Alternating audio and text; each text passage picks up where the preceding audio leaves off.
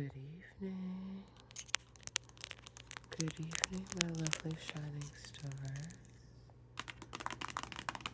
Welcome back for Book Corner. I know we usually start out over here looking at the book corner, but tonight I figured we start over here. Did a really quick tappity video. Just a short relaxation before we get into the next chapter of our book. Maybe some jingly rings. Jingly rings before we start. Love my little jingly rings. Okay, you guys know what time it is. Oops, stay on there. It is time to light our candles and get back into the Wrinkle in time. So let's get our candles lit. Oh my goodness. That one broke on me. I'm not gonna fool with that one. Okay. Lit on the first time. I had trouble with that last night. It actually burnt the end of one of my nails. I didn't notice that till I was like reading to you guys. One of my poor little thumbnails was burned. Okay. Here's our cozy comfort. Cozy comfort. Vanilla, jasmine, and musk. And let's go ahead and light our little dragonfly, little magical dragonfly votive. And then we'll go turn off the lights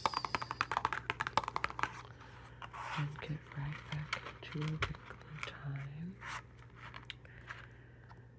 We're really starting to get into the meat of the book now. I think we're going into chapter 4. And we have met a lot of the characters that we'll be seeing throughout the rest of the book already. And I'm so excited to keep on going. Again, I haven't read it in a while, but it's such a good book. Easy read, 12 chapters. I hope everybody had a wonderful Wednesday. I hope you've gotten your beverage of choice. Water tonight for me. Nothing ever goes in this cup besides my water. Alright, let's get the lights turned down. Do you have your lights out? Are you guys ready? Cozy blankets. Lights out. And we've got our cherry blossom tree on.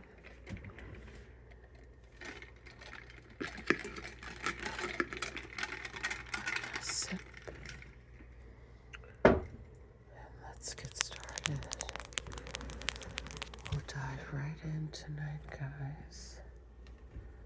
And then today is Wednesday. I hope I'm able to see you guys tomorrow. But normally Thursdays are a bit more difficult. Thursdays and Fridays, but I will do my best to be with you tomorrow. Tonight I need to dive right in. I've I didn't realize this. I got a call from work and we got a late order tonight for an early morning, very large order, so I have to be there much earlier than normal. So let's make sure we read our story so I'm sufficiently relaxed. Could go right to sleep. Okay. So at the end of this chapter,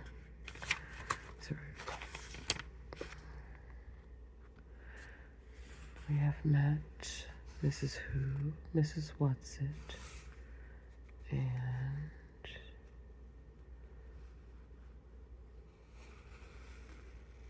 what was the last one's name? Mrs. Witch, Mrs. Who, Mrs. Whatsit, and Mrs. Witch.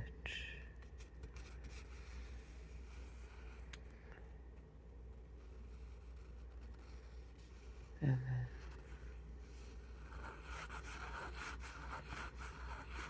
so we'll just read the last paragraph. It's Mrs. Witch, Charles Wallace said. There was a faint gust of wind. The leaves shivered in it. The patterns of moonlight shifted, and in a circle of silver, something shimmered, quivered, and the voice said, I do not think I will materialize completely. I find it very tiring, and we have much to do.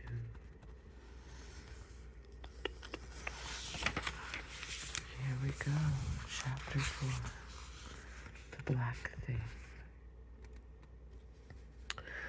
The trees were lashed into a violent frenzy.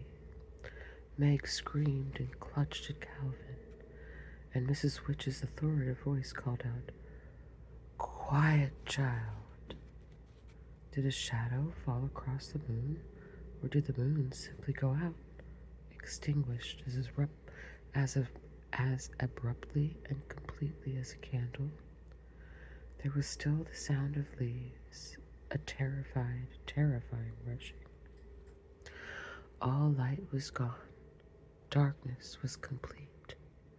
Suddenly, the wind was gone. All sound. Meg felt that Calvin was being torn from her. When she reached for him, her fingers touched nothing. She screamed out, Charles! And whether it was to help him or to help her, she did not know. The word was flung back down her throat, and she choked on it. She was completely alone. She had lost the protection of Calvin's hand. Charles was nowhere either to save or to turn to. She was alone in a fragment of nothingness. No light, no sound, no feeling. Where was her body? She tried to move in her panic, but there was nothing to move. Just as light and sound had vanished, she was gone too. The corporal Meg simply was not. When she felt her limbs again, Her legs and arms were tingling faintly, as though they had been asleep. She blinked her eyes rapidly, but though she herself was somehow back, nothing else was. It was not as simple as darkness or absence of light. Darkness has a tangible quality. It could be moved through and felt. In darkness you can bark your shins. The world of things still exists around you. She was lost in a horrifying void. It was the same way with the silence. This was more than silence.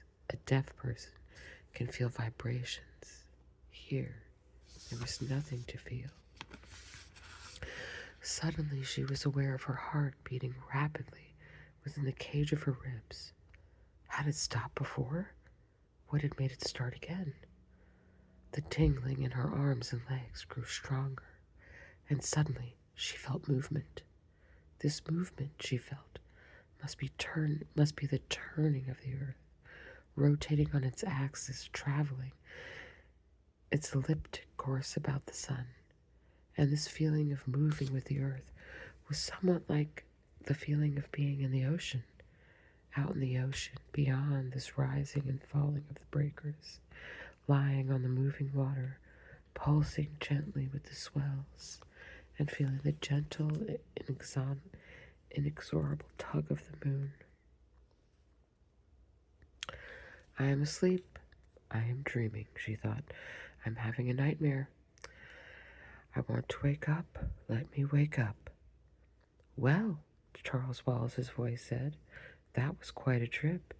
I do think you might have warned us. Light began to pulse and quiver. Meg blinked and shoved shakily at her glasses, and there was Charles Wallace, standing indignantly in front of her, his hands on hips. Meg, he shouted, Calvin, where are you? She saw Charles. She heard him, but she could not go to him.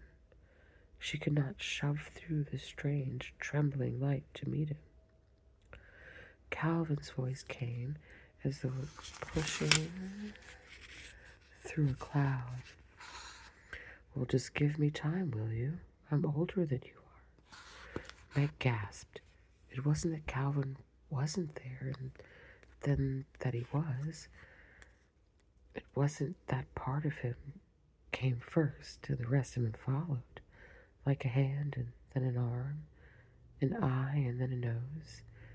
It was a sort of shimmering, a looking at Calvin through water, through smoke, through fire, and then there he was, solid and reassuring. Meg, Charles Wallace's voice came. Meg! Calvin, where's Meg? I'm right here, she tried to say, but her voice seemed to be caught at its source. Meg! Calvin cried, and he turned around looking about wildly. Mrs. Witch, you haven't left Meg behind, have you? Charles Wallace shouted. If you've hurt Meg, any of you, Calvin started, but suddenly Meg felt a violent push and a shattering as though she had been thrust through a wall of glass. Oh, there you are, Charles Wallace said, and brushed over and hugged her. But where am I? Meg asked breathlessly, relieved to hear that her voice was now coming out of her more or less in a normal way. She looked around rather wildly. They were standing in a sunlit field, and the air above them and the air about them was moving with the delicious fragrance that comes only on the rarest of spring days, when the sun's touch is gentle and the apple blossoms are just beginning to unfold. She pushed her glasses up on her nose to reassure herself that what she was seeing was real. They had left the silver glint of a biting autumn evening, and now around them everything was golden with light. The grasses of the field were tender, new green, and scattered about were tiny multicolored flowers. Meg turned slowly to face a mountain reaching so high into the sky that its peak was lost in a crown of puffy white clouds. From the trees at the base of the mountain came a sudden singing of birds. There was an air of such ineffable peace and joy all around her that her heart's wild thumping slowed. When shall we three meet again? In thunder, lightning, or in rain? Came Mrs. Who's voice. Suddenly, the three of them were there. Mrs. Whatsit, with her pink stole askew, Mrs. Who, with her spectacles gleaming, and Mrs. Witch, still little more than a shimmer. Delicate, multicolored butterflies were fluttering about them, as though in greeting. Mrs. Whatsit and Mrs. Who began to giggle, and they giggled until it seemed that, whatever their private joke was, they would fall down with the wild fun of it. The shimmer seemed to be laughing too. It became vaguely darker and more solid, and then there appeared a figure in a black robe and a black peaked hat, beady eyes and a beaked nose, a long gray hair, and one bony claw clutched a broomstick. "Well, just to keep you girls happy," the strange voice said, and Mrs. Whatsit and Mrs. Who fell into each other's arms in gales of laughter. "If you ladies have had your fun, I think you should tell Calvin and Meg a little more about all this," Charles Wallace said coldly. "You scared Meg half out of her wits, whisking her off this way without any warning." Oh, here we go with Latin. Finixernat animi raro et perpacua loquentis, Mrs. Who intoned. "Horace, to action little, less to words inclined." "Mrs. Who, I wish you'd stop quoting." Charles Wallace sounded very annoyed. Mrs. Whatsit adjusted her stole. "But she finds it so difficult to verbalize, Charles dear. It helps her if she can quote instead of working out words on her own. And we mustn't lose our senses of humor," Mrs. Witch said. "The only way to cope with something deadly serious is to try to treat it a little lightly." "But that's going to be hard for Meg," Mrs. Whatsit said. "It's going to be hard for her to realize that we are serious." "What about me?" Calvin asked. "The life of your father isn't at stake," Mrs. Whatsit told him. "What about Charles Wallace, then?" Mrs. Whatsit's unoiled door-hinge voice was warm with affection and pride. Charles Wallace knows that it is far more than just the life of his father. Charles Wallace knows what's at stake." "But remember," Mrs. Who said, and I cannot read that, I apologize. I believe it's written in Russian. Maybe. "Euripides. Nothing is hopeless. We must hope for everything." Ooh. I need a highlighter. That's a bar. "Where are we now, and how did we get here?" Calvin asked. "Uriel, the third planet of the star Malik in the spiral nebula Messier 101. "This I'm supposed to believe?" Calvin asked indignantly. "As you like," Mrs. Witch said coldly. For some reason, Meg felt that Mrs. Witch, despite her looks and an ephemeral broomstick, was someone in whom you could put complete trust. It doesn't seem any more peculiar than anything else that's happened. "Well then, someone just tell me how we got here." Calvin's voice was still angry, and his freckles seemed to stand out on his face. "Even traveling at the speed of light, it would take us years and years to get there." "Oh, we didn't travel at the speed of anything," Mrs. Whatsit explained earnestly. "We tesser, or you might say, we wrinkle." "Clear as mud," Calvin said. Tesser, Meg thought. Could that have anything to do with Mother's tesseract? She was about to ask when Mrs. Witch started to speak, and one did not interrupt when Mrs. Witch was speaking. Mrs. Whatsit is young and naive. She keeps thinking she can explain things in words, Mrs. Who said. Qui plus sait, plus citet.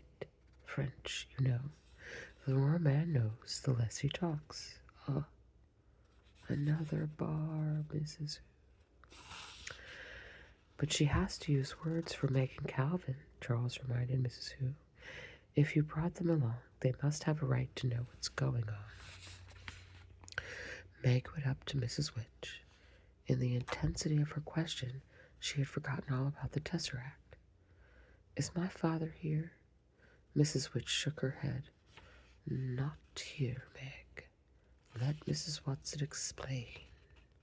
She is young and The language of words is easier for her than it is for Mrs. Who and me. We stopped here, Mrs. Watson explained, more or less to catch our breaths, and to give you a chance to know what you're up against. But what about Father? Meg asked. Is he all right? For the moment, love, yes. He's one of the reasons we're here, but you see, he's only one. Well, where is he? Please take me to him. We can't.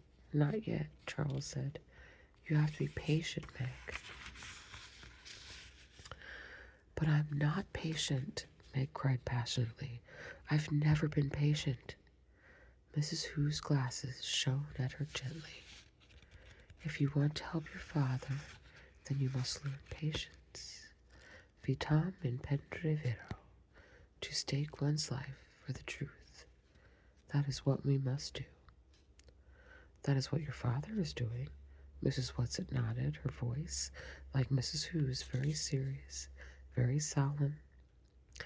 Then she smiled her radiant smile. Now, why don't you three children wander around, and Charles can explain things a little. You're perfectly safe on Uriel. That's why we stopped here to rest.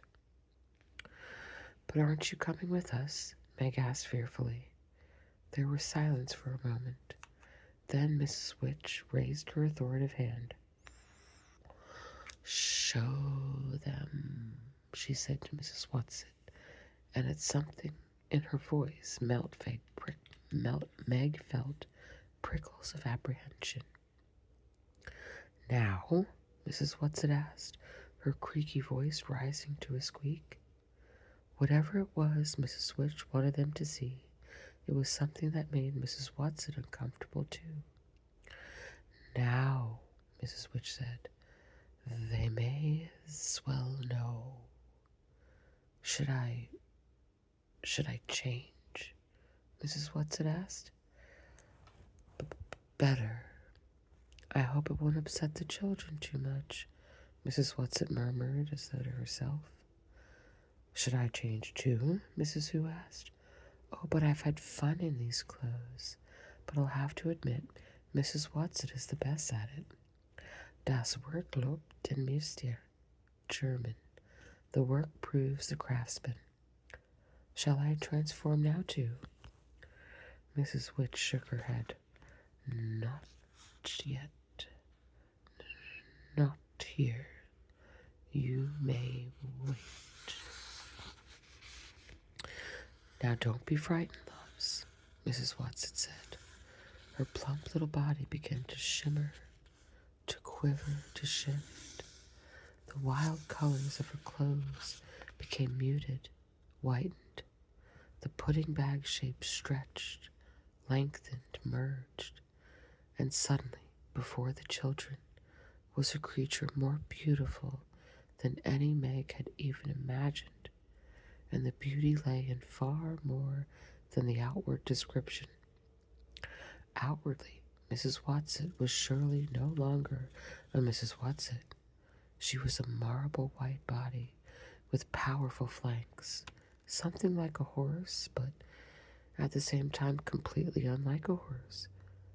For from the magnificently modeled back sprang a nobly framed torso, arms, and a head resembling a man's, but a man with a perfection of dignity and virtue, an exaltation of joy such as Meg had never seen before. No, she thought, it's not like a Greek centaur, not in the least. From the shoulders slowly a pair of wings unfolded, wings made of rainbows, of light upon water, of poetry. Calvin fell to his knees. No, Mrs. Watson said, and though her voice was not Mrs. Watson's voice. Though her voice was not Mrs. Watson's voice. Not to me, Calvin. Never to me. Stand up. I agree. We reserve that pose for the Almighty in Jesus' name. Carry them, Mrs. Witch commanded. With a gesture both delicate and strong, Mrs. Watson knelt in front of the children, stretching her wings wide and holding them steady but quivering. "Onto my back now," the new voice said. The children took a hesitant step towards the beautiful creature. "But what do we call you now?" Calvin asked.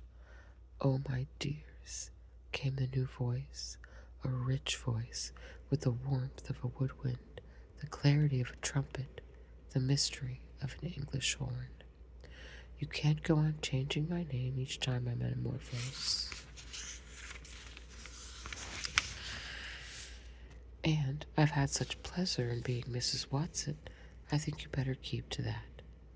She, he, it smiled at them, and the radiance of the smile was as tangible as a soft breeze, as directly warming as the rays of the sun. "Come," Charles Wallace clambered up. Meg and Calvin followed him, Meg sitting between the two boys. A tremor went through the great wings, and then Mrs. Watson lifted, and they were moving through the air. Meg soon found there was no need to cling to Charles Wallace or Calvin. The great creature's flight was serenely smooth. The boys were eagerly looking around the landscape. "Look," Charles Wallace pointed. "The mountains are so tall that you can't see where they end." Meg looked upwards, and indeed the mountains seemed to be reaching into infinity. They left the fertile fields and flew across a great plateau of granite-like rock, shaped into enormous monoliths. These had a definite rhythmic form, but they were not statues. They were like nothing Meg had ever seen before, and she wondered if they had been made by wind and weather, by the formation of this earth, or if they were a creation of beings, like the one on which she rode. They left the great granite plain and flew over a garden even more beautiful than anything in a dream. In it were gathered many of the creatures like the one Mrs. Watson had become, some lying among the flowers, some swimming in a broad crystal river that flowed through the garden, some flying in what Meg was sure be must kind of dance, moving in and out above the trees. They were making music that came not only from their throats, but from the movement of their great wings as well. "What are they singing?" Meg asked excitedly. Mrs. Watson shook her beautiful head. "It won't go into your words. I can't possibly transfer it to your words. Are you getting any of it, Charles?" Charles Wallace sat very still on the broad back, on his face an intently listening look, the look he had had when he delved into Meg or his mother. "A little, just a very little, but I think I could get more in time. Yes, you could learn it, Charles, but there isn't time. We can only stay here long enough to rest up and make a few preparations." Meg hardly listened to her. "I want to know what they're saying. I want to know what it means." "Try, Charles," Mrs. Watson urged. "Try to translate. You can let yourself go now. You don't have to hold back." "But I can't," Charles Wallace cried in an anguished voice. "I don't know enough, not yet." "Then try to work with me, and I'll see if I can't verbalize it a little for them." Charles Wallace got his look of probing, of listening. "I know that look," Meg thought suddenly. "Now I think I know what it means, because I've had it myself sometimes, doing math with Father, when a problem is just about to come clear." Mrs. Watson seemed to be listening to Charles's thoughts. "Well, yes, that's an idea I can try. Too bad you don't really know it, so you can give it to me direct, Charles. It's so much more work this way." "Don't be lazy," Charles said. Mrs. Watson did not take offense. She explained. "Oh, it's my favorite kind of work, Charles. That's why they chose me to go along, even though I'm so much younger. It's my one real talent, but it takes a tremendous amount of energy. And we're going to need every ounce of energy for what's ahead of us. But I'll try. For Calvin and Meg, I'll try. She was silent. The great wings almost stopped moving. Only a delicate stirring seemed to keep them aloft. Listen then, Mrs. Watson said. The resonant voice rose, and the words seemed to be all around them, so that Meg felt that she could almost reach out and touch them. Sing unto the Lord a new song, and his praise from the end of the earth. Ye that go down to the sea, and all that is therein, the isles and the inhabitants thereof. Let the wilderness and the cities thereof lift their voice. Let the inhabitants of the rocks sing. Let them shout from the top of the mountains. Let them give glory unto the Lord. In Jesus' name, absolutely. Throughout her entire body, Meg felt a pulse of joy such as she had never known before. Calvin's hand reached out. He did not clasp her hand in his. He moved his fingers so they were barely touching hers, but joy flowed through them, back and forth between them, around them and about them, and inside them. When Mrs. Watson sighed, it seemed completely incomprehensible that through this bliss could come the faintest whisper of doubt.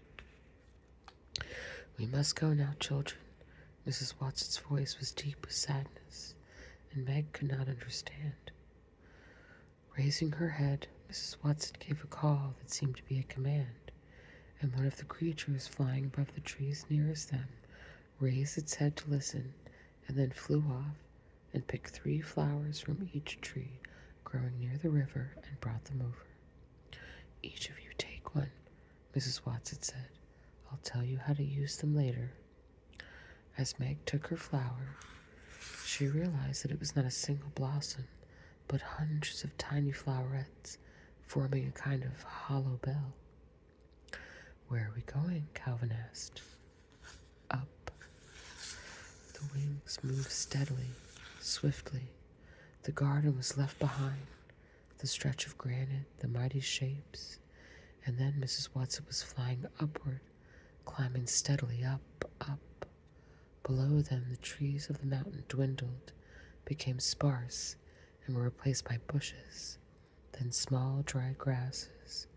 Then vegetation ceased entirely, and there were only rocks, points, and peaks of rock sharp and dangerous. Hold on tight, Mrs. Watson said. Don't slip. Meg felt Calvin's arms circle her waist in a secure hold. Still, they moved upwards. Now they were in clouds. They could see nothing but drifting whiteness, and the moisture clung to them and condensed in icy droplets. As Meg shivered, Calvin's grip tightened. In front of her, Charles Wallace sat quietly. Once he turned just long enough to give her a swift glance of tenderness and concern. But Meg felt as each moment passed, he was growing farther and farther away, that he was becoming less and less her adored baby brother, and more one with whatever kind of being Mrs. Watson, Mrs. Who, and Mrs. Witch in actuality were. Abruptly they burst out of clouds into a shaft of light. Below them there were still rocks. Above them the rocks continued to reach up into the sky. But now, though it seemed miles upward, Meg could see where the mountain at last came to an end. Mrs. Watson continued to climb, her wings straining a little. Meg felt her heart racing. Cold sweat began to gather on her face, and her lips felt as though they were turning blue. She began to gasp.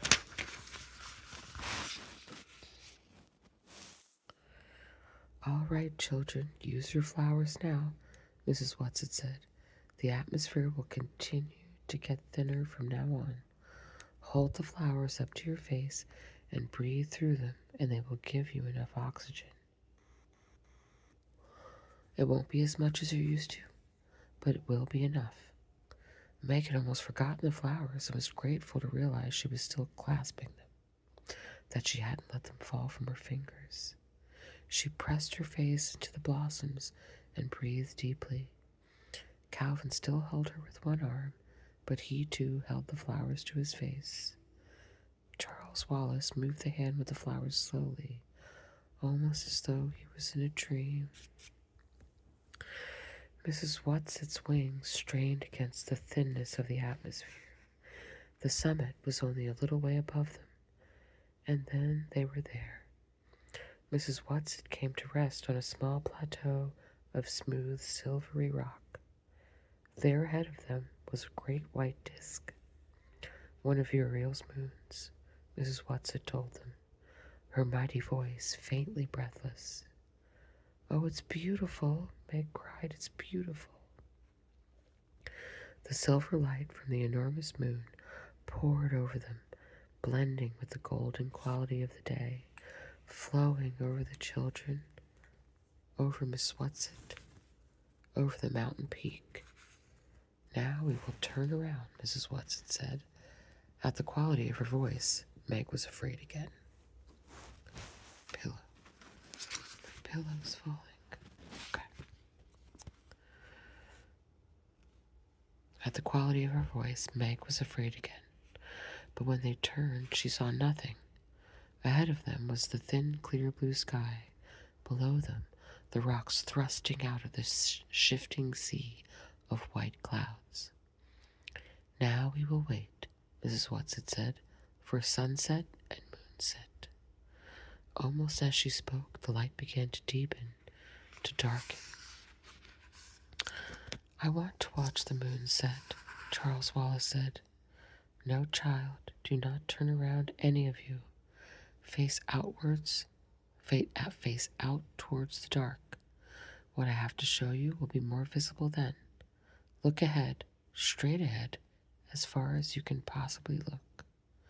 Meg's eyes ached from the strain of looking and seeing nothing. Then, above the clouds, which encircled the mountain, she seemed to see a shadow, a faint thing of darkness so far off that she was scarcely sure she was really seeing it. Charles Wallace said, "What's that?" "That sort of shadow out there," Calvin gestured. "What is it?" "I don't like it." "Watch," Mrs. Watson commanded. It was a shadow. Nothing but a shadow. It was not even as tangible as a cloud. Was it cast by something? Or was it a thing in itself? The sky darkened. The gold left the light, and they were surrounded by blue, blue deepening until there had been nothing but the evening sky. There was now a faint pulse of star, and then another, and another, and another. There were more stars than Meg had ever seen before. "The atmosphere is so thin here," Mrs. Watson said, as though in answer to her unasked question, "that it does not obscure your vision as it would at home. Now look straight ahead." Meg looked. The dark shadow was still there. It had not lessened or dispersed with the coming of night. And where the shadow was, the stars were not visible. What could there be about a shadow that was so terrible that she knew there had never been before or ever would be again anything that would chill her with a fear that was beyond shuddering, beyond crying or screaming, beyond the possibility of comfort? Meg's hand, holding the blossom, slowly dropped. It seemed as though a knife gashed through her lungs. She gasped, but there was no air for her to breathe. Darkness glazed her eyes, her mind. But as she started to fall into unconsciousness, her head dropped down into the flowers, which she was still clutching, and as she inhaled the fragrance of their purity, her mind and body revived, and she sat up again. The shadow was still there, dark and dreadful. Calvin held her hand strongly in his, but she felt neither strength nor reassurance in his touch. Besides, her tremor went through Charles Wallace, but he sat very still. Beside her, a tremor went through Charles Wallace, but he sat very still. He shouldn't be seeing this, Meg thought. This is too much for so little a boy, no matter how different and extraordinary a little boy. Calvin turned, rejecting the dark thing that blotted the light out of the stars. "Make it go away, Mrs. Watson," he whispered. "Make it go away. It's evil." Slowly, the creature turned around so that the shadow was behind them, so that they only saw the stars unobscured, the soft throb of starlight on the mountain, the descending circle of the great moon swiftly slipping over the horizon. Then, without a word from Mrs. Watson, they were traveling downward, down, down, down. When they reached the corona of clouds, Mrs. Watson said, "You can breathe without the flowers now, my children." Silence again, not a word. It was as though the shadow had somehow reached out with his dark power and touched them, so they were incapable of speech. When they got back to the flowery field, bathed now in starlight and moonlight from another, smaller, yellower rising moon, a little of the tenseness went out of their bodies, and they realized that the body of the beautiful creature on which they rode had been as rigid as theirs. With a graceful gesture, it dropped to the ground and folded its great wings. Charles Wallace was the first to slide off. "Mrs. Who? Mrs. Which?" he called, and there was an immediate quivering in the air. Mrs. Who's familiar glasses gleamed at them. Mrs. Which appeared too, but, as she had told the children, it was difficult for her to materialize completely, and though there was the robe and peaked hat, Meg could look through them to the mountain and stars. She slid off Mrs. Watson's back and walked, rather unsteadily after the long ride, over to Mrs. Witch. "That dark thing we saw," she said, "is that what my father is fighting?" And this, my friends, is where we'll end for the night. Tomorrow we'll get into the Tesseract, Chapter 5. And I think I will be able to read tomorrow. Friday I'll be off Friday and Saturday, and then back with you on Sunday for Chapter 6, but we'll get into Chapter 5 tomorrow. And so this one was the black thing. The black thing was introduced today. Okay, friends. And then this is kind of a rendering of what Mrs. Watson looks like when she's in her true form, maybe.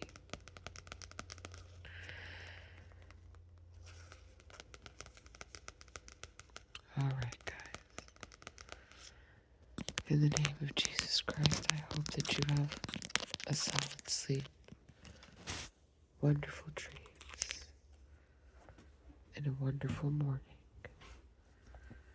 I wish you a wonderful Thursday and a good end to your week. I'm excited to talk to you guys again tomorrow and read. Let's blow out our candles. Dragonfly first.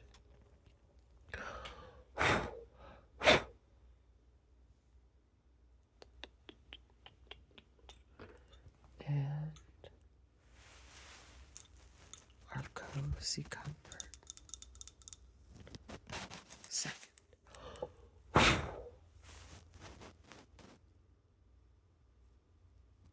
Good night, my darling shining stars. In the name of the Father, the Son, and the Holy Spirit. Amen.